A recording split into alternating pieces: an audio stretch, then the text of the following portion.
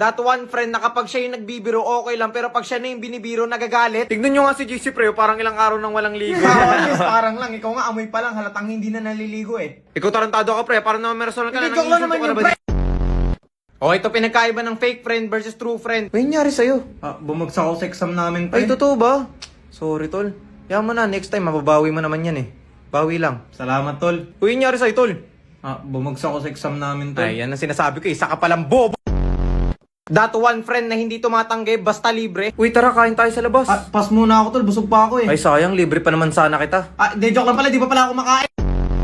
Matanda ka na, hindi ka na dapat namamasko. Bakit? Nung bata ba ako, binigyan mo ako ng pamasko? Kala mo, hindi ko alam yun na tinaguan mo ako, ha? Ikaw, Ninong, ha? Mahutak ka. Hinintay mo talagang tumanda ako, ha? Matanda ka na, hindi ka na dapat namamasko, ha? Sino sabi nun? Bakit? Bawal ba mamasko? Ay, Ninong, namamas ko po. Uy, ang tanda mo na. Ba't namamasko ka pa rin, ha? Ninong, kahit tignan mo pa aking bulbo.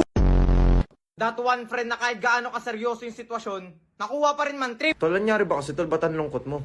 Nawala na kasi yung aso namin, tol. Ay, condolence, tol. Hirap siguro ng pinagdadaanan mo, tol. Aray ko.